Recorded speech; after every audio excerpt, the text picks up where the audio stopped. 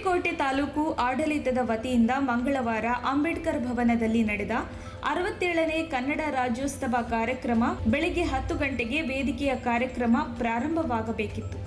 ಆದರೆ ಶಾಸಕರು ಮಧ್ಯಾಹ್ನ 1 ಗಂಟೆಯಾದರೂ ಬಾರದೇ ಇದ್ದುದರಿಂದ ಸಮಯ ದೂಡುವ ಸಲುವಾಗಿ ಮಕ್ಕಳಿಂದ ಮತ್ತು ಶಿಕ್ಷಕರಿಂದ ಪೂರ್ವ ನಿಯೋಜಿತವಲ್ಲದ ಹಾಡು ನೃತ್ಯಗಳನ್ನು ಕರೆದು ವೇದಿಕೆಯ ಮೇಲೆ ಪ್ರದರ್ಶನ ಮಾಡಿಸಲಾಗುತ್ತಿತ್ತು. ಬರೀ ಶಾಲಾ ಮಕ್ಕಳೇ ತುಂಬಿದ್ದ ಭವನದಲ್ಲಿ ಸಾರ್ವಜನಿಕರು ನಿರಾಸಕ್ತಿ ತೋರಿದ್ದು ರಾಜ್ಯೋತ್ಸವ ಯಾವುದೇ ಉತ್ಸಾಹವಿಲ್ಲದೆ ಮಂಕು ಬಡಿದಂತಿತ್ತು. ಸ್ಥಳೀಯ ಕಲಾವಿದರು ತಮ್ಮ ಕಲಾ ಪ್ರದರ್ಶನಕ್ಕೆ ಕಾದು ಕುಳಿತವರು ವೇದಿಕೆ ಸಿಗದೆ ಪರಿತಪಿಸಿದರು.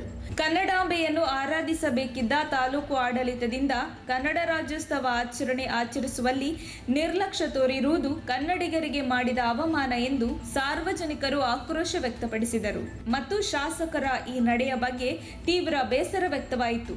ವರದಿ ಮಾಲಾರ ಮಹದೇವಸ್ವಾಮಿ.